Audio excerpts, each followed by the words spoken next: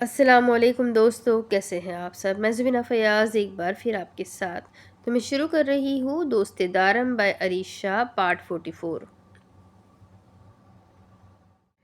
وہ جب سے یہاں آئی ہوئی تھی، جو چیز اس نے سب سے زیادہ نوٹ کی تھی وہ یہ تھا کہ سارا پھپھوسائی نے عارش کو اس کے پاس آنے سے منع کر رکھا تھا۔ انہوں نے صاف الفاظ میں اس سے کہہ دیا تھا کہ ثنا اگر تمہارے ساتھ کمفرٹیبل محسوس نہیں کرتی تو تم اس کے آس پاس نظر نہیں آؤ گے، اور گھر آتے ہی ثنا کو اس سے دور دور دیکھ کر پھپھوسائی نے اس پر پابندی لگا دی تھی، اور اب اپنی ماں کی بات مانتے ہوئے وہ صرف دور دور سے اسے دیکھ رہا تھا۔ اسے عارش سے کبھی بھی کوئی مسئلہ نہیں تھا، لیکن عارش کی بے اختیار حرکت نے اسے گھبراہٹ میں مبتلا کر دیا تھا۔ جس طرح بنا کسی کی پرواہ کیے ہوئے اس نے اسے وہاں گلے سے لگا لیا تھا، وہ تو عارف اس کے ساتھ تھا جس نے اس سے الگ کر دیا تھا، اور نہ جانے بابا سائی دیکھ لیتے تو کیا سوچتے۔ اس سوچ کی وجہ سے بھی وہ اس سے دور دور ہی رہتی تھی۔ لیکن عارش کی لٹکی ہوئی شکل دیکھ کر اس کے بابا سائی کو بہت زیادہ مزہ آ رہا تھا۔ وہ 2 دن سے دیکھ رہے تھے کہ ان کے بیٹے کی نگاہ ان کی بہو کے چہرے سے ہٹنے کا نام نہیں لے رہی تھی، لیکن اس کی ماں بہت ظالم ساس ہے جو اس کے صرف اپنی خدمتیں کروا رہی تھی، لیکن بیٹے سے اس کو دور رکھا ہوا تھا۔ لیکن آج کچھ سوچ کر وہ کمرے میں آ کر ان سے بات کرنے ہی لگے۔ تم زیادتی کر رہی ہو میرے بیٹے کے ساتھ۔ میں ثنا کو بلانے کے لیے اس لیے راضی ہوا تھا تاکہ عارش اور ثنا ایک دوسرے کے ساتھ وقت گزارے، لیکن ان دونوں کو ایک دوسرے سے الگ رکھ کر تم بالکل اچھا نہیں کر رہی۔ ثنا کو عارش کے ساتھ تھوڑا وقت دے دو تاکہ وہ ایک دوسرے کو سمجھے۔ تم کیوں کباب میں ہڈی والا کام کر رہی ہو؟ یہ بہت غلط بات ہے بیگم۔ ان کے سامنے بیٹھے کہنے لگے تو مسکرا دی۔ آپ کو کہیں آپ کے بیٹے نے تو سفارش کے لیے نہیں بھیجا؟ اگر ایسی بات ہے تو سن لیجیے، ایسا ہرگز نہیں ہوگا۔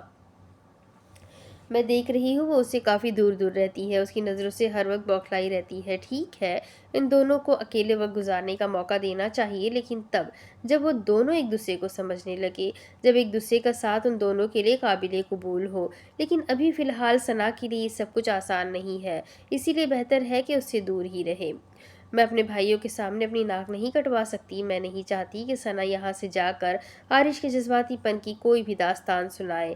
وہ بہت صاف دل لڑکی ہے، میں نہیں چاہتی کہ میری بیٹی پر ان چند دنوں کا کسی بھی طرح کا کوئی برا اثر پڑے۔ عارش نکاح کے بعد کتنے دن وہاں رہا ہے، لیکن کسی نے بھی اسے ثنا سے زیادہ بات چیت یا ملنے کا موقع نہیں دیا، کیونکہ ثنا ان سب چیزوں میں دلچسپی نہیں رکھتی تھی، اور یہی ہمارے گھر کی ریت رواج ہے۔ میں بھی وہ روایات برقرار رکھنا چاہتی ہوں۔ وہ دونوں ایک دوسرے کے نکاح میں ایک دوسرے کو سمجھیں گے، یہ تو اچھی بات ہے۔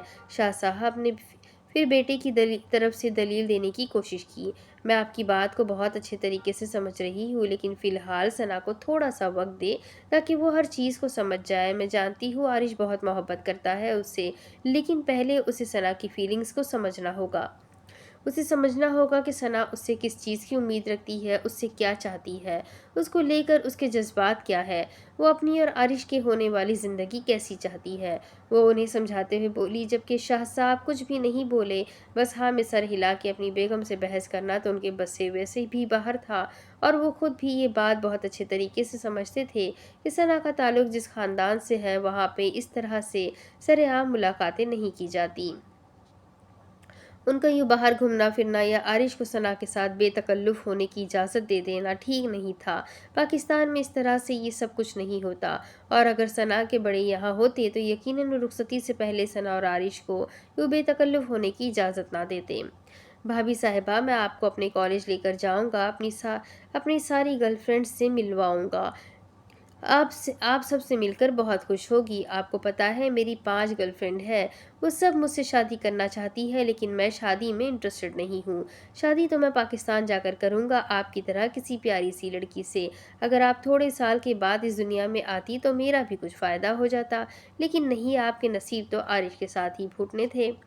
مجھے سچ میں بہت افسوس ہو رہا ہے آپ کی قسمت کے بارے میں سوچ کر، بہت برا ہوا آپ کے ساتھ۔ وہ اسے دیکھتے ہوئے افسوس کرنے والے انداز میں بول رہا تھا، جبکہ ثنا جو پچھلے 2 دن سے سارا وقت اسی کے ساتھ گزار رہی تھی اس کی نیچر کو بہت اچھے طریقے سے سمجھ گئی تھی، لیکن عارش کے لیے اظہار افسوس اس نے پہلی بار کیا تھا اپنے ہی بھائی کے بارے میں۔ اس طرح کی باتوں پر پہلے تو وہ ہنسی اور پھر ہنستی ہی چلی گئی۔ بھابھی سائی، آپ ہنس کیوں رہی ہے؟ آپ کو نہیں پتا آپ کا شوہر بہت گناہ اور میسنا ہے؟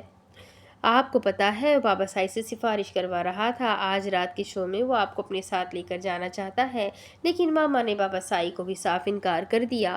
وہ آپ کو اس طرح ساتھ کہیں بھیجنے کے لیے تیار نہیں ہے، بندہ اعتبار کے قابل نہیں ہے۔ وہ اس کے کان کے قریب بولا تھا، جبکہ اندر داخل ہوتے عارش نے بڑے غور سے دیکھا تھا۔ بات اعتبار کی نہیں ہے عارف سائی، میری ماما سائی ہم دونوں کے رشتے کی خوبصورتی کو ختم نہیں کرنا چاہتی، اسی لیے انہوں نے اجازت نہیں دی۔ اور جہاں تک بات ہے اپنے شو میں لے کر جانے کی، یہ میری بیوی ہے، میں اسے کہیں بھی کہیں پر بھی لے کر جا سکتا ہوں، لیکن میں اپنے ماما کے حکم کو ٹال نہیں سکتا، اسی لیے نہیں لے کر جا رہا، وہ اسے جتانے والے انداز میں بولا اور اگلے ہی لمحے ٹکٹس اس کے سامنے پھینک دی۔ یہ رہا تمہارا اور تمہارے دوست کا ٹکٹ، تم جسے اپنے ساتھ لے کر آنا چاہتے تھے لے کر آ جانا ٹائم پر، اور دیکھو اس بار زیادہ چپکو قسم کے دوستوں کو مت لانا، خاص کر کوئی لڑکی نہیں ہونی چاہیے۔ وہ کہہ کر اندر چلا گیا، جبکہ ثنا سے اس نے کوئی بات نہیں کی تھی، صرف اسے دیکھ کر پیاری سی مسکان پاس کی تھی، جس پر ثنا نے نظر جھکا لی۔ تم کہیں جانے والے ہو؟ اس نے ٹکٹ دیکھ کر اس سے پوچھا تھا۔ میں نہیں، میں اور تم جانے والے ہیں بھابھی سائی۔ وہ مسکرایا اور اگلے ہی لمحے ٹکٹس لے کر اندر داخل ہو گیا۔ ثنا اٹھ کر اس کے پیچھے ہی پھپھو کے کمرے کی طرف آ گئی تھی۔ نہیں، ہرگز نہیں عارف میری جان، وہ بھی پیرس کے بارے میں کچھ نہیں جانتی، تم اسے اپنے ساتھ لے کر نہیں جا سکتے۔ وہ انکار کرتے ہوئے بولی، نہ جانے کس بابت بات ہو رہی تھی۔ ماما میں کوئی چھوٹا بچہ نہیں ہوں، وعدہ کرتا ہوں میں آپ سے اسے وقت پر واپس لے کر آؤں گا، اسے جانے کی اجازت دے دینا پلیز پلیز پلیز پلیز۔ وہ منتوں پر اتر آیا تھا۔ ٹھیک ہے، لیکن ایک شرط ہے کہ تم شام 6 بجے سے پہلے اسے گھر لے آؤ گے، وہ شرط رکھتے ہوئے بولی۔ اوکے، پکا پرامس۔ وہ ان کا گال چومتے ہوئے دوبارہ باہر آنے والا تھا، شاید ثنا کے پاس ہی، اسے دروازے پر دیکھ کر اس کے پاس آیا، چہرے پر مسکراہٹ تھی۔ ہم دونوں باہر جا رہے ہیں، ایک بہت ہی مزے کا شو آنے والا ہے۔ وہ ٹکٹ اسے دکھاتے ہوئے بولا، یہ وہی ٹکٹ تھے جو تھوڑی دیر پہلے عارش اسے دے کر گیا۔ ثنا بنا کچھ بھی بولے بس مسکراتی۔ ہارون صاحب تو اسے چھوڑ کر ہسپتال چلے گئے تھے، جہاں سرمد شاہ کا علاج چل رہا تھا، وہ اپنا زیادہ تر وقت وہیں پر گزارتے تھے، اور کچھ دنوں کے بعد وہ واپس جانے والے تھے، جبکہ ثنا 1 ماہ یہیں رہنے والی تھی۔ وہ گھر آیا تو گھر آتے ہی سیدھا اپنے کمرے میں چلا گیا۔ زاوج بیٹا، ساحر سائی کہہ رہا تھا کہ کھانا کمرے میں لے کر آؤ، بہت بھوک لگی ہے۔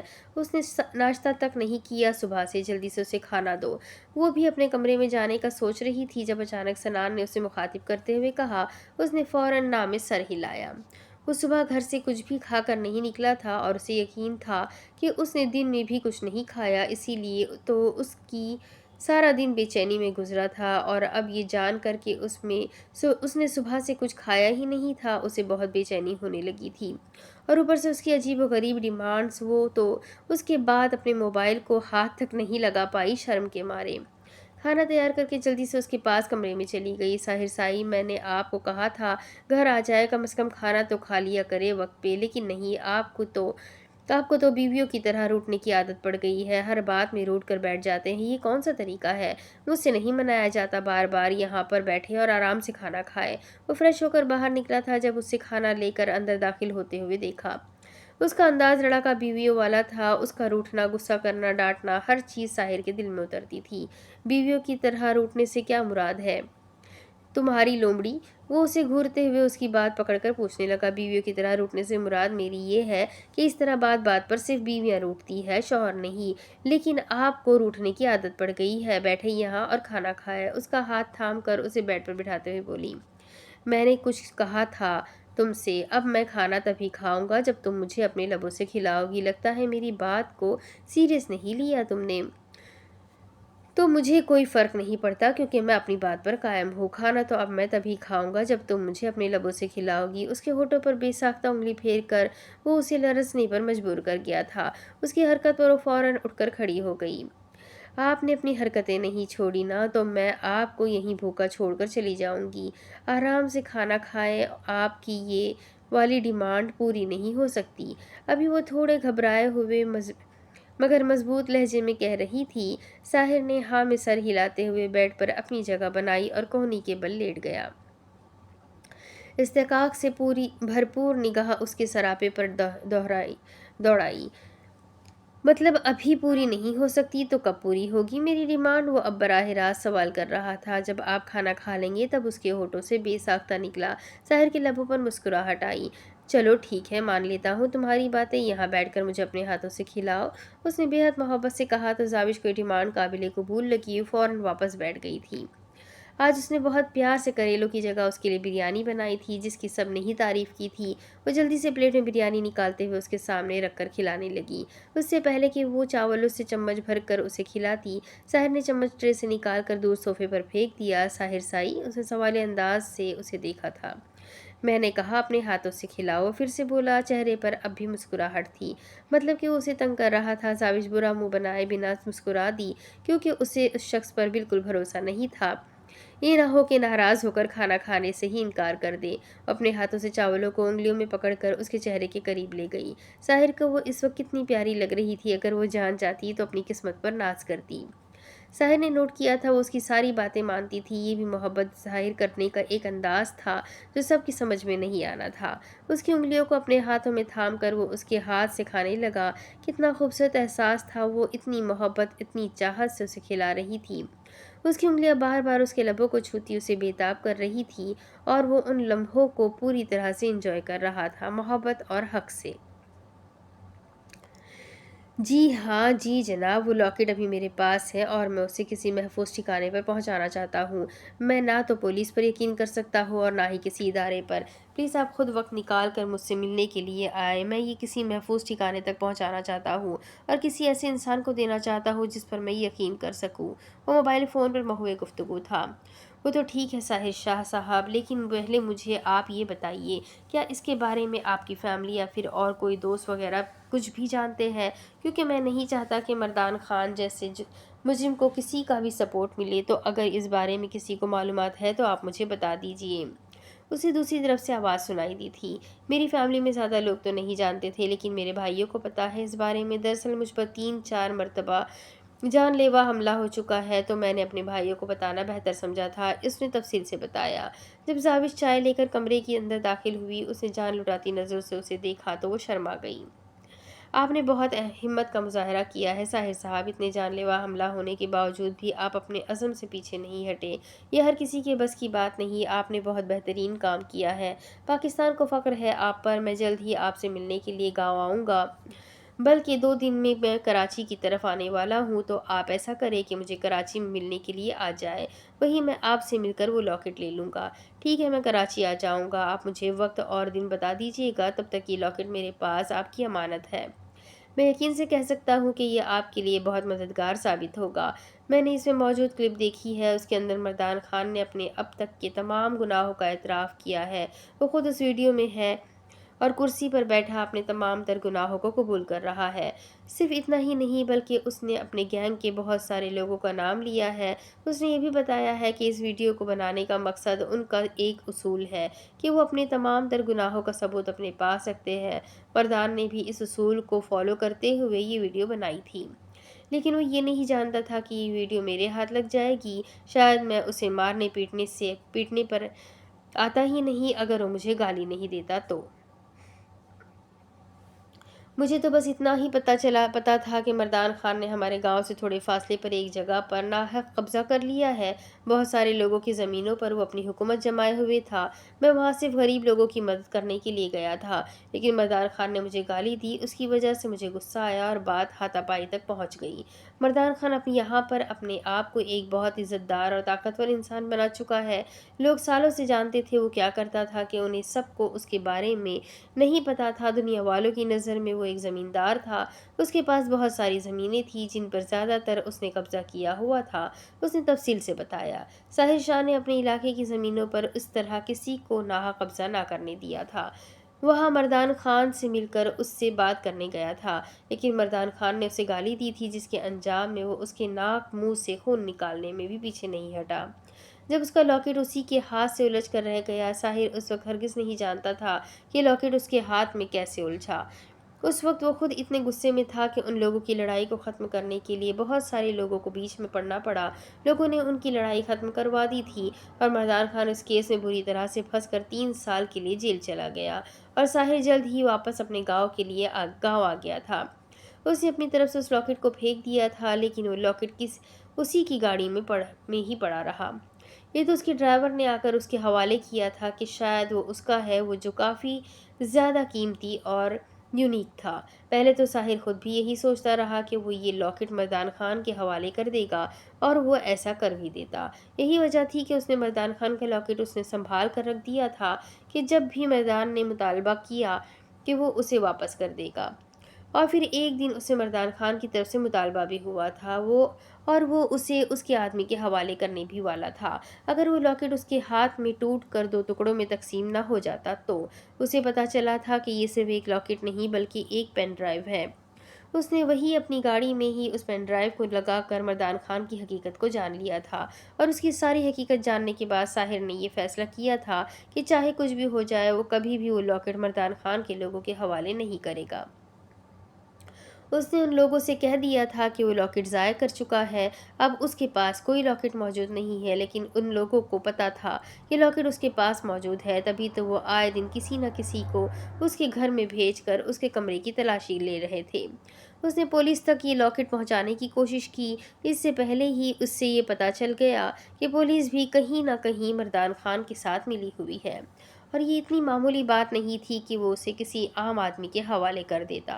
उसने मर्दान खान की तमाम तर कोशिशों पर पानी फेर दिया था, और अब वो खुद ही उसे किसी महफूज जगह पहुंचाने का इरादा रखता था।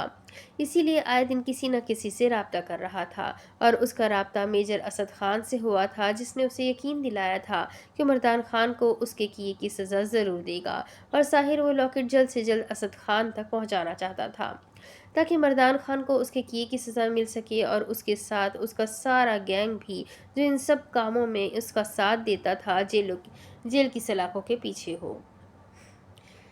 जीएन चाय ठंडी हो गई है। फ़ोन रखने के बाद वही खिड़की के पास खड़ा था जब उसे जाविश की आवाज़ सुनाई दी। जीएन मतलब, ये नहीं पता कि वो जीएन का मतलब जानता नहीं था, लेकिन इस वक्त इस जीएन का मतलब वो था या कुछ और उसे जानना था, क्योंकि वो सोने की तैयारी कर रही थी। जीएन का मतलब गुड नाइट मेरे गुस्सेले नशई, वो बेड पर लेटते हुए बोली। तो साहिल लम्हे में उसके सर पर सवार था। तुम्हें सच में लगता है कि मैं तुम्हें सोने दूंगा, वो भी मेरी डिमांड पूरी किए बिना? तुम भूल रही हो मैं नाराज था तुमसे, उसने याद दिलाया। आप भूलने देते ही कहाँ है, ये बात एक दिन में 10 दफ़ा नाराज़ होते हैं आप तो। लेकिन मुझे इस वक्त बहुत नींद आ रही है, मैं सोना चाहती हूँ, तो बेहतर है कि आप भी चाय पिए और आराम से सो जाए। सुबह जल्दी उठना है।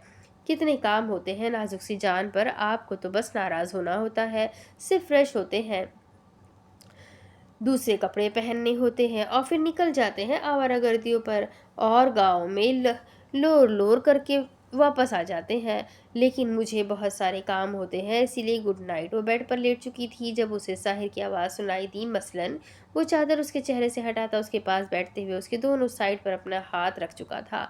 मसलन अपने साई को जगाना, उनके कपड़े तैयार करना, उनके लिए नाश्ता बनाना, उनको गुड बाय करना, और फिर बार बार मैसेज करना, कॉल करना, उनके आने का इंतज़ार करना, उनके लिए खाना बनाना, फिर रात में उनके लिए चाय बनाना, और फिर सोना। इतने सारे काम होते हैं ना हम बीवियों को। उसने तफसील में ज़्यादा इन इन करके साहिर को मुस्कुराने पर मजबूर कर दिया था। तो क्या इन सब कामों में उनसे प्यार करना, उनके साथ वक्त गुजारना, उनकी बातों को मानना शामिल नहीं होता? साहिर उसके गाल को अपने हाथों से सहलाते हुए प्यार से पूछने लगा। नाजायज़ डिमांड को मानना नहीं होता, उसने फौरन बोला था। मियाँ और बीवी में कुछ भी नाजायज़ नहीं होता, ना प्यार भरी हरकतें, ना डिमांड, सब जायज़ होता है। उसके लबों को चूमते हुए वो उसकी गर्दन पर झुका जा बजा अपने लबों का लम्स छोड़ रहा था। साहिर साई मुझे नींद आ रही है, उसे मजीद बहकते देखकर उसने मासूमियत से कहा था। तुम्हें ऐसा क्यों लगता है कि मेरी नींदें उड़ाकर तुम सुकून से सो जाओगी और मैं तुम्हें सोने दूंगा? वो उसकी आंखों में देखता बेहद मोहब्बत से सवाल पूछने लगा। जाविश ने आहिस्ता से उसकी गर्दन में हाथ डाला और फिर आंखें बंद कर गई। लबों पर मुस्कुराहट थी, जबकि साहिर मुस्कुराते हुए आहिस्ता से उसे अपनी बाहों में समेट चुका था। ऑफिसर एस, अगर ऐसा हुआ तो बहुत बुरा हो जाएगा। साहिर शाह वो लॉकेट किसी के पास पहुंचाने वाला है, वो किसी असद पर यकीन कर रहा है। मेजर असद खान का नाम लिस्ट में कहीं पर भी नहीं है। जहाँ तक मुझे इन्फॉर्मेशन मिली है, उस असद खान ने खुद साहिर से रब्ता किया है और उसे वो सबूत लाने के लिए कहा है। उनकी मुलाकात कराची के किसी इलाके में होने वाली है। 3 दिन के बाद मुझे डर है वो लॉकेट किसी गलत हाथ में ना चढ़ जाए, क्योंकि साहिर इस तरह के किसी आदमी को नहीं जानता। اس سے اس کی بھی پہلی ملاقات ہے اور مجھے یہ اسد 2 نمبر آدمی لگ رہا ہے۔ یہ نہ ہو کہ لاکٹ کسی غلط آدمی کے ہاتھ لگ جائے اور ہم کچھ بھی نہ کر پائے۔ وہ بہت کنفیوز سی کبھی دائیں کبھی بائیں چلتے ہوئے اس سے بات کر رہی تھی، جبکہ دوسری طرف آفیسر ایس خود بھی پریشان تھا۔ یہ اسد کون تھا؟ اس نے خود بھی آج سے پہلے اپنی ٹیم میں کبھی اس کا نام نہیں سنا تھا۔ تو کیا ساحر سائی کو پھنسانے کی کوئی کوشش کی جا رہی تھی؟ نہیں، وہ اس کی زندگی پر رسک نہیں اٹھا سکتا۔ تم پریشان مت ہو، میں نکل لوں گا، میں حل نکال لوں گا، میں خود ساحر کے پیچھے جاؤں گا۔ وہ پہلے بھی اس راستے سے واپس آ گیا تھا، اب بھی آگے نہیں جا پائے گا۔ تم بس ساحر کے موبائل کی ہر کال پر نظر رکھنا، کون اسے فون کرتا ہے، کیا باتیں ہوتی ہے، سب مجھے بتانا، سوائے زاوش اور اس کی گفتگو کے۔ اس سے تم اپنا دل جلاؤ اور مسکرا کر کہتا فون بند کرنے والا تھا، جبکہ اس کی بات پر سچ میں وہ اداس ہو گئی تھی۔ آپ کو کوئی حق نہیں بنتا مجھے اس طرح کہنے کا، آپ اپنے دل کی بات شیئر کر کے غلطی کی ہے میں نے، وہ جل کر کہتی فون بند کر چکی تھی۔ السلام علیکم سائی، معذرت، میں نے اتنی رات گئے آپ کو تنگ کیا۔ وہ گہری نیند میں تھا جب اسے انصر کا فون آیا۔ نہیں کوئی بات نہیں انصر، ہاں بولو، خیریت تو ہے؟ تم نے اس وقت فون کیا؟ وہ سیدھا ہوتے ہوئے بولا۔ ایک نظر درنور کو دیکھتا وہ اس کے قریب سے اٹھ کر کھڑکی کی طرف چلا گیا، اس کی نیند خراب نہیں کرنا چاہتا تھا۔ سردار سائی، او مائک کی موت ہو گئی ہے، مجھے لگتا ہے وہ کل ہی مر گیا تھا، اب تو اس کی لاش اکڑنے لگی ہے۔ کیا کرنا ہے، جنازہ کروانا ہے یا نہیں؟ اس کا ہمارے دین مذہب سے کوئی لینا دینا نہیں ہے، اس کی لاش کو پیک کر کے واپس لندن بھجوا دو، آخری دیدار اگر سمرا کرنا چاہے تو کر لے، اس نے کہہ کر فون بند کر دیا۔ ویسے یہ بات درنور کو بتانی چاہیے تھی، اسے یقین تھا در کو مائک کی موت کا افسوس نہیں ہوگا، لیکن شاید اپنی ماں کی وجہ سے وہ اداس ہو جائے اور وہ اسے اداس نہیں کرنا چاہتا تھا۔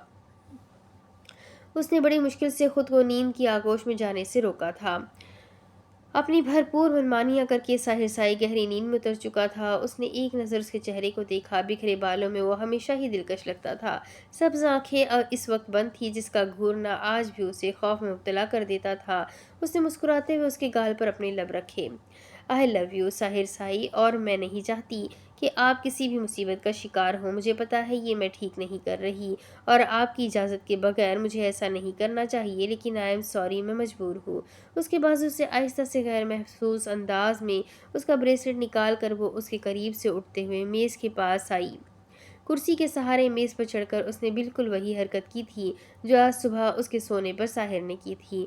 وہ چھت پر سے ایک ٹائل دیکھنے لگی، اسے جلدی مطلوبہ فائل مل گئی تھی جس پر ایک چھوٹا سا کالے رنگ کا نشان تھا، جہاں پر یقیناً ریسٹورنٹ میں موجود یہ چابی لگنی تھی۔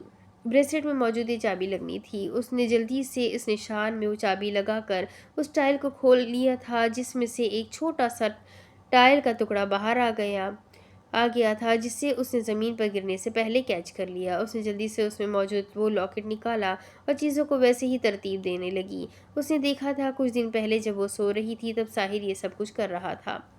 اس کے پوچھنے پر اس نے کہہ دیا تھا کہ کچھ نہیں، بس ٹائل چیک کر رہا ہوں، لیکن اس نے خود ہی وہاں پر اسے کچھ رکھتے اور پھر نکالتے دیکھا تھا۔ اس وقت وہ اس چیز کو مکمل نظر انداز کر گئی تھی، لیکن آج جب اسے یہ پتہ چلا تھا کہ یہ چیز آگے جا کر ساحر کی زندگی اور موت کا مسئلہ بن سکتی ہے اور وہ ساحر کی زندگی پر کبھی بھی کوئی سوال نہیں آنے دے سکتی تھی، اس لیے اس نے ویسا ہی کیا تھا جیسا اسے کرنے کے لیے کہا گیا تھا۔ ایک نظر ساحر سائی کو دیکھتے ہوئے وہاں سے باہر نکل گئی تھی۔ اس نے دروازہ کھٹکھٹایا تو فوراً اندر سے دروازہ کھل گیا تھا۔ یہ لے ادا سائی، آپ نے بولا تھا کہ لاکٹ آپ کو چاہیے، کہ وہ لاکٹ اس کے حوالے کرتے ہوئے کہنے لگی۔ دارم نے فوراً اس کے ہاتھ سے وہ تھام لیا تھا۔ خود دروازہ بند کرتا باہر نکل آیا تھا۔ یہ تم نے کہاں سے لیا؟ میں تو پورا کمرہ دیکھ کر آیا تھا، کہیں سے بھی نہیں مل رہا تھا۔ کہاں چھپا کے رکھا تھا اس نے اسے؟ وہ لاکٹ نکال کر دیکھتے ہوئے اسے سوال کرنے لگا۔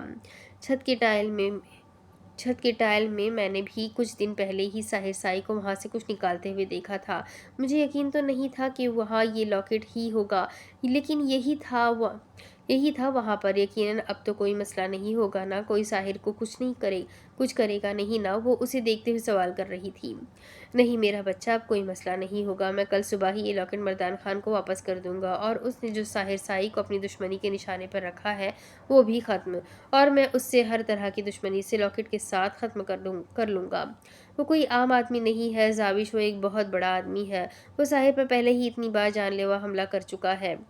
मैं अब उसकी जान पर रिस्क नहीं ले सकता। मैंने इस लॉकेट के बदले उससे साहिर की जान मांगी है। मुझे यकीन है कि अब उसकी साहिर के साथ कोई दुश्मनी नहीं रहेगी। अब तुम जाकर आराम करो, साहिर को इसके बारे में कुछ भी मत बताना। वो प्यार से उसके सर पर हाथ फेरते हुए बोला, तो वो हाँ में सर हिलाती वापस अपने कमरे की जानिब आ गई। कमरे का दरवाज़ा खुला तो सामने साहिर को टेबल पर चढ़े हुए पाया। उसे देखते ही वो नीचे उतरकर उसके सामने, लॉकेट कहाँ है जाविश? वो उसे देखते हुए सवाल कर रहा था। जाविश को घबराहट होने लगी। मुझे नहीं पता आप किस चीज़ के बारे में बात कर रहे हैं, उसने उसे देखते हुए कहा, और निगाहें झुकाती बेड की जानिब चली गई, जब अचानक साहिर ने उसका हाथ थाम कर उसे अपनी जानिब खींचा था। मैंने पूछा लॉकेट कहाँ है जाविश? वो काफ़ी गुस्से से पूछ रहा था। वही है जहाँ इसे होना चाहिए, कल तक मर्दान खान के पास पहुँच जाएगा। और फिर चटाक। वो न जाने क्या क्या बोलने वाली थी जब साहिर शाह के मजबूत हाथ ने उसका मुंह बंद कर दिया। अगर वो लम्हे में दूर बेड पर जा गिरी थी और बेयकीनी से अपने गाल पे हाथ रखे उसे देख रही थी। वो सख्त निगाहों से उसे देख रहा था। उसे अपने किए पर कोई शर्मिंदगी नहीं थी। शादी के बाद उसने पहली बार उस पर हाथ उठाया था, और शायद बेइख्तियारी में आखिरी बार। उसे ऐसा नहीं करना चाहिए था, लेकिन ऐसा सिर्फ जाविश को लग रहा था। साहिर साई ने तो जैसे उसके किए की सजा दी थी। बताओ जाविश, कहाँ है वो लॉकेट? वो बेहद गुस्से से दहाड़ते हुए बोला था। मेरे पास है वो लॉकेट साहिर साई, अचानक कमरे में दाखिल होते दारम साई ने बुलंद आवाज में कहा। उसके आने से पहले इस कमरे में क्या होने वाला था या क्या हो चुका था, ये उसको नहीं पता था। अगर पता होता तो यकीनन इस वक्त तक साहिर का नक्शा बिगड़ चुका होता। उसके आने पर जाविश ने तेजी से अपनी आंखों से आंसू साफ करते हुए अपना रुख फेर लिया था। वो लॉकेट मेरे हवाले कर दो दारम साई। वो उसकी बात को मुकम्मल नज़रअंदाज करता उससे कहने लगा। वो लॉकेट तुम्हें नहीं, साहिर साई मर्दान खान को वापस करूंगा, जो ये सब कुछ कर रहा है। आज तुम पर 5वां हमला होने वाला था। मर्दान खान तुम्हारी जान का दुश्मन बना हुआ है, और तुम इस लॉकेट को संभाल कर बैठे हो। इसमें ऐसा भी क्या है साहिर साई कि तुम्हें अपनी जान तक अजीज नहीं? तुम्हें किसी चीज़ का होश नहीं है, सिर्फ इस लॉकेट को ही सब कुछ समझा हुआ है तुमने, यहाँ तक कि अपनी जान तक खतरे में डाल दी है। लेकिन नहीं, मैं ऐसा नहीं होने दूंगा। वो लॉकेट मैं मर्दान खान को वापस करके इस किस्से को हमेशा के लिए ख़त्म कर दूंगा, और तुम्हें भी अब मैं मज़ीद इस चक्कर में नहीं पड़ने दूंगा। मैं कल ही इस लॉकेट को उसे वापस कर दूंगा। इस लॉकेट के बदले मैंने उससे तुम्हारी जान की बख्शिश मांगी है। मुझे लगा था कि वो किसी इलाके का एक आम सा आदमी है, एक आम सा ज़मींदार है, लेकिन नहीं, उसकी पहुंच बहुत दूर दूर तक है। तुम नहीं जानते उसके बारे में। मैं कुछ भी ऐसे लोगों से हम दुश्मनी नहीं मोल ले सकते, और ये बात तुम्हें समझनी होगी। वो बड़े भाई की तरह उसे समझाते हुए बोला। मैंने ही जाविश को बोला था कि वो तुम पर नज़र रखे कि तुम इस लॉकेट को छुपा कर कहाँ रखते हो। पहले तो ये मेरी बात मान ही नहीं रही थी, लेकिन जब उसे ये बताया कि इससे तुम्हारी जान को खतरा हो सकता है तो ये मान गई। बहुत प्यार करती है तुमसे साहिर साई, मेरी बहन बहुत मासूम है। मैंने सोचा था कि ये बात मैं तुम्हें नहीं बताऊंगा, बल्कि खामोशी से इस लॉकेट को मर्दान खान के हवाले कर दूंगा। लेकिन मैं जानता हूँ कि अगर वो लॉकेट ना मिला तो यकीनन तुम्हारा गुस्सा मेरी बहन पर ही उतरना है। मैं नहीं चाहता था कि मेरी गलती की सज़ा मेरी बहन को मिले, इसीलिए तो मैं इस वक्त यहाँ आया हूँ। और एक नज़र जाविश को देखते हुए बोला, जो कि अपनी बेडशीट की डिज़ाइन पर उंगली फेर रही थी। मुझे कुछ नहीं सुनना दारम साई, मुझे वो लॉकेट चाहिए किसी भी कीमत पर। मैंने 3 साल से इस लॉकेट को अपने पास रखा था, ये सोच कर कि जब मर्दान खान जेल से छूटेगा तो मैं ये उसे वापस कर दूंगा, क्योंकि वो देखने में मुझे कोई बहुत पुराना और कीमती लगता था। मैं नहीं चाहता था कि मेरी वजह से किसी की कीमती चीज़ उससे अलग हो जाए। लेकिन जिस दिन मैं इसे वापस करने वाला था, ये मेरे हाथ में टूट गया। उस दिन मुझे पता चला कि ये लॉकेट नहीं बल्कि एक पेन ड्राइव है। मैंने इस पेन ड्राइव को लगाकर बहुत गौर से सुना है, और जो हकीकत मेरे सामने आई है उसे मैं खुद तक महदूद नहीं रख सकता। इसीलिए मैंने मेजर असद खान तक इसकी इन्फॉर्मेशन पहुंचा दी है, और 2 दिन के अंदर ही वो कराची आने वाला है। ये लॉकेट मैं उसके हवाले कर दूंगा, और वो मर्दान खान को उसके गुनाहों की सज़ा देगा। اس لیے پلیز وہ لاکٹ میرے حوالے کر دو۔ مجھے میری جان کی پرواہ نہیں ہے، میرے لیے میرا ملک عزیز ہے۔ میں اپنے ملک کے لیے ہمیشہ سے کچھ کرنا چاہتا تھا، اور کچھ نہ صحیح لیکن اگر اس لاکٹ کو میں نے اس کے اصل حقدار تک نہ پہنچایا تو یہ میری وطن کے ساتھ غداری ہوگی، اور میں اپنے آپ پر غدار ہونے کا دھبا نہیں لگا سکتا۔ وہ جذباتی ہو رہا تھا جبکہ دارم اسے گہری نظروں سے دیکھ رہا تھا۔ ارے دارم سائی، تم یہاں ساحر سائی کے کمرے میں کیا کر رہے ہو؟ مجھے تو ساحر سے ضروری بات کرنی تھی، مجھے لگا سو رہا ہوگا، شکر ہے جاگ رہا ہے۔ دروازے پر ہونے والی دستک پر ساحر نے اپنے باپ کو دروازے پر کھڑا دیکھا تھا۔ نہیں بابا، سائی سو گیا تھا، پھر آنکھ لگی، آپ آئے نا اندر۔ اس نے تنے ہوئے اعصاب کو نارمل کرتے ہوئے انہیں مخاطب کیا۔ یہاں نہیں میری جان، چھت پہ آ جاؤ، وہیں بات ہوگی، بہت ضروری بات ہے، ورنہ تمہیں پتہ ہے میں اتنی رات گئے تمہیں ہرگز تنگ نہیں کرتا۔ وہ اسے اشارہ دیتے اوپر چھت پہ آنے کا کہہ کر جا چکے تھے۔ تم جاؤ ساحر سائی، چاچو سائی کی بات سنو اور اس لاکٹ کو بھول جاؤ، اس سے اب تمہارا کوئی لینا دینا نہیں ہے، اور نہ ہی مردان خان سے تمہارا کوئی لینا دینا ہے، اور میں مزید اس بارے میں کوئی بات نہیں کرنا چاہتا تھا۔ وہ اس کے کمرے سے نکل گیا، جبکہ ساحر چاہ کر بھی اسے روک نہیں پایا تھا۔ اس نے غصے سے ایک نظر زاوش کی طرف دیکھا تھا جو بیڈ پر بیٹھی آنسو بہانے میں مصروف تھی۔ اسے سب سے زیادہ غصہ اسی پر آ رہا تھا۔ یہ آنسو بہانا بند کرو، یہ سب چوچلے میری برداشت سے باہر ہے۔ سنا تم نے؟ آج جو کچھ ہوا ہے سب تمہاری وجہ سے ہوا ہے۔ میں اپنے وطن کے لیے کچھ نہیں کر سکا، صرف تمہاری وجہ سے، لیکن یہ مت سمجھنا میں پیچھے ہٹ جاؤں گا، ایسا نہیں ہوگا۔ میں آخری سانس بھی اپنے ملک کے لیے قربان کر دوں گا۔ مسز زاوش، ساحر شاہ، شکل غائب کرو، یہ نہ ہو کہ میں اپنا سارا غصہ تم پر نکالوں۔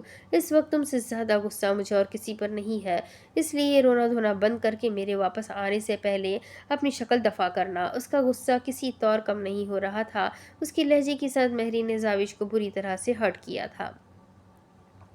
زاوش بنا کچھ بولے یوں ہی آنسو بہاتی تیزی سے کمرے سے باہر نکل گئی تھی، اور ساحر شاہ کا بھی اس کے پیچھے جا کر اسے منانے کا کوئی ارادہ نہیں تھا۔ اسے یقین تھا وہ اپنی غلطی کے احساس ہونے پر خود ہی سمجھ جائے گی۔ آج اس کی وجہ سے کتنا برا ہوا تھا۔ وہ اس لاکٹ کو دارم کے حوالے کر آئی تھی، اور وہ جانتا تھا کہ دارم سے کسی بھی چیز کو حاصل کرنا آسان نہیں ہے۔ دارم ایک ہی بار فیصلہ کرتا تھا اور وہ طے کر چکا تھا کہ ساحر اس کیس میں انوالو نہیں ہوگا۔ کاش وہ اس راکٹ کو پاکستان آرمی ایجنسی تک پہنچا سکتا، ایک شفاف مجرم کو اس کے کیے کی سزا مل جاتی۔ وہ جانتا تھا وہ کوئی عام سا گینگسٹر یا گلی کا گنڈا نہیں ہے، بلکہ وہ ایک دہشت گرد ہے جو 8 سال سے ملک کو اندر ہی اندر برباد کرنے کی تیاریاں کر رہا ہے۔ اس نے ایک دو نہیں، ہزاروں کے حساب سے قتل کیے تھے، لوگوں کو مروایا تھا، بے قصوروں پر ظلم کیا تھا۔ اسے تو دارم پر یقین نہیں آ رہا تھا۔ سب کچھ جاننے کے باوجود وہ اسے اس کیس سے نکالنا چاہتا تھا، نہ کہ خود اس کی مدد کرنا چاہتا تھا۔ وہ اس طرح کے جھگڑوں میں پڑنا ہی نہیں چاہتا تھا۔ اسے یقین نہیں آ رہا تھا یہ وہی دارم ہے جو غریبوں کے لیے آواز اٹھاتا ہے، یتیموں کے لیے ان کا سہارا بنتا ہے، جن کا کوئی نہیں ہوتا ان کے لیے بیٹا بھائی بن جاتا ہے۔ لیکن شاید یہ سب کچھ صرف باہر کے لوگوں تک محدود تھا۔ جب بات اس کے گھر کے کسی فرد پر آتی تب وہ بھی مطلبی بن کر سوچتا تھا، اور وہ بھی اس وقت مطلبی بن کر سوچ رہا تھا۔ وہ جانتا تھا کہ اگر ساحر مردان خان کے کیس میں الجھ رہا ہے تو یقیناً مردان اسے بہت بری موت دے گا، اور وہ اپنی آنکھوں کے سامنے اپنے ساحر کو مرتے نہیں دیکھ سکتا تھا، اور نہ ہی اس میں اتنی ہمت تھی کہ وہ اپنی بہن کی چوڑیوں کو ٹوٹنے دے یا پھر اس کے لباس کے رنگوں کو چھین لے۔ تم نے بہت غلط کیا زاوش، میں اس چیز کے لیے تمہیں کبھی معاف نہیں کروں گا۔ بہت غلط کیا ہے تم نے، تمہیں مطلبی نہیں بننا چاہیے۔ یہ میری نہیں بلکہ مجھ جیسے ہزاروں لوگوں کی زندگی کا سوال تھا۔ مردان خان کیا کرتا تھا، کس طرح سے ظلم ڈھاتا تھا، سب کچھ تو اس نے اپنی آنکھوں سے سنا تھا۔ 2022 میں اس کا مقصد پورا ہو جانا تھا اور وہ ہمیشہ کے لیے چلا جاتا یہاں سے آزادی حاصل کر کے، لیکن وہ اسے نہیں جانے دے سکتا تھا۔ اسے دارم سے کسی بھی طرح اس راکٹ کو حاصل کرنا تھا، چاہے اس کے لیے اسے کچھ بھی کیوں نہ کرنا پڑے۔ وہ اسے اپنے ساتھ کسی ہوٹل میں لایا تھا جس کی بیسمنٹ میں آج کی پارٹی تھی، یا شو کہنا بہتر ہوگا۔ لوگ کافی پیسے لگا کر سنگر کے گانے سننے آئے تھے۔ عارف کا کہنا تھا کہ یہ سنگر صرف شوقیہ گاتا ہے، ورنہ اسے کسی چیز کی کمی نہیں۔ لوگوں کا ہجوم دیکھ کر اسے اندازہ ہو گیا تھا کہ وہ اچھا گاتا ہوگا۔ اسے لوگوں کا شور سن کر سنگر کو دیکھنے کا تجسس ہوا، جس کا اظہار اس نے عارف کے سامنے بھی کیا تھا، لیکن عارف صرف مسکرا دیا تھا۔ تھوڑی ہی دیر میں شو شروع ہوا تو ثنا کے سامنے کھڑے ہاتھ میں گٹار لے کر بجاتے عارف کو دیکھ کر حیرانگی ہوئی، یہ اس کی سوچ سے زیادہ خوبصورت گاتا تھا۔ السلام علیکم، میں دارم شاہ بات کر رہا ہوں۔ مردان خان، وہ ثبوت میرے پاس آ چکا ہے۔ تم کب آؤ گے مجھ سے ملنے کے لیے؟ میں اسے تمہارے حوالے کر دوں گا اور اس کے بعد تمہارا ساحر شاہ سے کوئی لینا دینا نہیں ہوگا۔ فون کان سے لگائے ہوئے بولا اور ساتھ ہی دوسری طرف سے آنے والی آواز کا منتظر تھا۔ وعلیکم السلام دارم سائی، میں کب سے تمہارے فون کا انتظار کر رہا تھا۔ بہت بہت شکریہ، تمہیں گھبرانے کی یا پریشان ہونے کی ضرورت نہیں ہے۔ اب میرا تمہارے بھائی سے کوئی لینا دینا نہیں ہوگا، تم بس یہ ثبوت مجھ تک پہنچا دو اور بے فکر ہو جاؤ، میں خود بھی جلدی یہاں سے چلا جاؤں گا۔ میرا کوئی تعلق نہیں ہے ساحر شاہ سے یا تمہارے خاندان سے، مجھے صرف اور صرف اصل لاکٹ سے مطلب ہے۔ 2 دن کے بعد میں امریکہ کے لیے فلائٹ ہے، میں نکل جاؤں گا یہاں سے ہمیشہ کے لیے۔ اس کے بعد نہ تو میں کبھی بھی پاکستان واپس آؤں گا اور نہ ہی پاکستان سے میرا کوئی لینا دینا ہوگا، اور اس کے ساتھ ہی ساحر شاہ کے ساتھ میری ساری دشمنی ختم ہو جائے گی۔ وہ بے حد خوشی اور سرشاری سے بول رہا تھا، یقیناً اس کی ٹینشن ختم ہو چکی تھی۔ دارم کے ساتھ اس نے جو ڈیل کی تھی وہ تقریباً مکمل تھی۔ لاکٹ دارم کے ہاتھ لگ چکا تھا اور اب اسے یقین تھا کہ اسے آزادی کا پروانہ مل چکا ہے۔ ٹھیک ہے، اب بتاؤ مجھے کہ تم مجھ سے کہاں پر ملو گے، میں وہیں پر لاکٹ لا کر دے دوں گا۔ وہ لاکٹ لے کر آؤں گا اور دیکھو جلد سے جلد اس لاکٹ کو میں تم تک پہنچانا چاہتا ہوں۔ میں مزید ایسی کوئی بھی چیز اپنے گھر میں نہیں رکھ سکتا جس سے میرے گھر کا ماحول خراب ہو۔ میرا بھائی بہت زیادہ جذباتی ہے اور اس وقت وہ بہت جذبات سے کام لے رہا ہے۔ میں نہیں چاہتا کہ وہ اس طرح کی کسی بھی چیز میں پھنسے۔ تم میری بات کو سمجھ رہے ہو نا؟ اس نے اپنی بات مکمل کرتے ہوئے کہا۔ ہمیں تمہاری بات کو سمجھ گیا دارم سائی، تم فکر مت کرو، میں کل ہی وہاں پہنچتا ہوں، بلکہ میں تمہارے گاؤں کے پچھلے علاقے میں تم سے ملتا ہوں۔ ندی کے قریب تم وہیں پر آ جاؤ، کسی کو شک بھی نہیں ہوگا اور میرا کام بھی ہو جائے گا۔ اس کے بعد ہم دونوں ایک دوسرے کے لیے انجان ہیں، نہ تو میں تم سے کبھی ملا اور نہ ہی تم مجھ سے کبھی ملے۔ ٹھیک ہے، جیسا تم کہو دارم نے فون بند کرتے ہوئے کہا اور ایک گہرا سانس کھینچ کر اپنے ہاتھ میں موجود اس وقت کو دیکھا۔ مجھے تم پر فخر ہے ساحر سائی کہ تم میرے بھائی ہو، اس نے بہت اداسی سے کہا تھا۔ ہونا تو ایسا چاہیے تھا کہ وہ اپنے بھائی کی اس بہادری پر اسے گلے لگا کر مبارکباد پیش کرتا، لیکن وہ ایسا نہیں کر سکتا تھا۔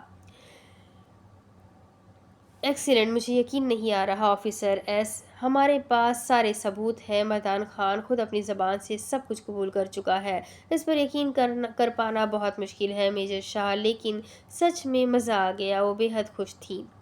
وہاں پر وہ مردان خان یہ سمجھ رہا ہوگا کہ ہم اسے وہ لاکٹ واپس کرنے کے لیے بلا رہے ہیں، اس کے وہم و گمان میں بھی نہیں ہوگا کہ اس کے ساتھ کیا ہونے والا ہے۔ یہ درندہ صفت انسان پچھلے 3 مہینوں سے سب سے چھپ کر بار بار ساحر شاہ پر جان لیوا حملہ کر رہا ہے، یہ جانے بغیر کہ ساحر شاہ کے پیچھے میجر شاہ ہے، جو اس بے غیرت خبیث کو چھٹی کا دودھ یاد کروائے گا۔ مسلسل لیپ ٹاپ پر دیکھتی خوشی سے چہکتے ہوئے بولی تھی، جبکہ اس کے ساتھ باقی 2 نفوس بس مردان کی گفتگو سن رہے تھے۔ یہ سب کچھ تو ٹھیک ہے، لیکن مجھے ساحر کے لیے بہت دکھ ہو رہا ہے۔ اس بیچارے کا کیا قصور ہے؟ صرف یہ کہ وہ اپنے وطن سے اپنی سچی محبت کا اظہار کر رہا ہے۔ اچانک آنے والی سنان کی آواز پر مسکان نے پلٹ کر اسے دیکھا تھا۔ ہاں، ان کے ساتھ زیادتی ہو رہی ہے، وہ سچ میں اپنے ملک سے بہت محبت کرتے ہیں۔ کاش ہمارے ملک کا ہر جوان ایسا ہی محب وطن ہو، اس کے دل میں اپنے ملک کے لیے سچی محبت ہو، مسکان نے سرد آہ بھر کر کہا۔ ایسا جذبہ بہت کم لوگوں میں پایا جاتا ہے مسکان، لیکن فی الحال ہمیں ساحر سائی کے بارے میں نہیں بلکہ مردان خان کے بارے میں سوچنا ہے، اسے اس کدبل سے کسی طرح سے نکالنا ہے۔ یہ بہت محنت کر کے یہاں تک آیا ہے۔ اس کا اصل نام ڈیوڈ مورگن ہے، ایک انگریز ہوتے ہوئے یہ پچھلے 8 سال سے پٹھان بن کر گھوم رہا ہے۔ اس نے پٹھان جیسی ایماندار قوم کو بدنام کرنے کی کوشش کی ہے۔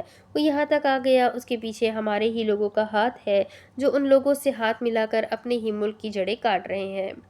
یہ لوگ ہمارے ملک کو غلام بنانا چاہتے ہیں، یہ ہماری ترقیوں میں دیوار بنانے کی کوشش کر رہے ہیں، لیکن نہیں، ہمارا اللہ ہمارے ملک کو ان شیطانوں کی شر سے محفوظ رکھنا بہتر جانتا ہے۔ وہ آرام سے کرسی پر بیٹھا مردان خان کی باتیں سن رہا تھا۔ اس کلپ میں سچ میں مردان خان اپنی حقیقت بیان کر رہا تھا، ساری سچائی سامنے تھی۔ ساحر سائی اگر 3 سال پہلے اس لاکٹ کو ضائع کر دیتا تو، اگر وہ مردان خان سے خوفزدہ ہو کر پیچھے ہٹ جاتا تو، وہ مزید نہیں سوچنا چاہتا تھا۔ اسے سچ میں اپنے بھائیوں پر فخر تھا، اس کا دل چاہ رہا تھا کہ وہ ساحر شاہ کو سینے میں بھینچ کر بتائے کہ اس نے کیا کیا ہے، لیکن نہیں، اس کا فرض اسے اس بات کی اجازت نہیں دیتا تھا۔ وہ یہ بات کسی کو نہیں بتا سکتا تھا کہ وہ کون ہے۔ سوائے سنان کے اس بارے میں کوئی کچھ نہیں جانتا تھا۔ سنان سائی کو اس کی اسٹڈیز کو لے کر ہمیشہ سے شک تھا۔ پھر وہ ہمیشہ سے اس پر نظر رکھتا تھا۔ اسے شروع سے ہی اس کے اکیلے رہنے اور دنوں تک غائب رہنے پر عجیب لگتا تھا۔ اس کیس کے پیچھے وہ 3 سال سے خوار ہو رہا تھا اور سنان کے علاوہ وہ کسی اور پر بھروسہ نہیں کر سکتا تھا۔ اس لیے مسکان کو گاؤں میں لانے کے لیے اس نے سنان کی مدد لی تھی اور مدد کرنے کے لیے اس نے اس کے کام کے بارے میں پوچھا اور کہا کہ وہ بھی اس کی مدد کرے گا، اسے ضرورت نہ تھی۔ لیکن اسے اپنے بھائی کی بہادری اچھی لگی تھی۔ مسکان کا تعلق کیلاش سے نہیں کراچی سے تھا جو اس کیس میں اس کے ساتھ کام کر رہی تھی، لیکن اسے اپنے پاس بلانا آسان نہیں تھا۔ اسے سب کے سامنے لانے کے لیے ایک کہانی بنائی گئی تھی۔ وہ اسے وقتی سنان کی بیوی بنا کر لے آیا، جس پر سنان شروع میں راضی نہیں تھا، لیکن دارم کی پلاننگ تھی جو کامیابی سے چل رہی تھی۔ اور پھر مسکان، اس گھر میں آنے والی ہر ملازمہ کو اس نے ہی ہینڈل کیا تھا۔ اسے ساحر کے نام سے محبت تھی، آج سے نہیں بلکہ تب سے جب سے وہ اس کیس کا حصہ بنی تھی۔ پھر اس سے ہو گئی محبت۔ محبت پر کون سا زور تھا؟ وہ جب یہاں آئی تب ساحر کی شادی ہو رہی تھی، لیکن تب اسے نہیں پتا تھا کہ ساحر شاہ اس کے دل میں اتر جائے گا اور نام کے ساتھ وہ اس سے بھی محبت کر بیٹھے گی۔ لیکن پھر اسے یاد رکھنا تھا کہ وہ اپنے کام کے لیے یہاں ہے، ساحر کے لیے نہیں۔ اب اس کے آگے کی کہانی میں آپ کو اگلی قسط میں سناتی ہوں کہ آگے کیا ہوگا۔ یہ بھی بہت ہی انٹرسٹنگ رہا، بہت ہی پیاری کہانی تھی۔ تو چلے ملتے ہیں اگلے ویڈیو میں، تب تک کے لیے چینل کو سبسکرائب کر دیں، بیل آئیکن کو دبا دیں، ویڈیو کو لائک کر دیں، کمنٹ کرنا بالکل نہ بھولیں اور اپنے کانٹیکٹس میں شیئر ضرور کریں۔ تو ملتے ہیں اگلے ویڈیو میں، تب تک کے لیے اپنا خوب سارا خیال رکھیں، مجھے بھی دعاؤں میں یاد رکھیں۔ اللہ حافظ۔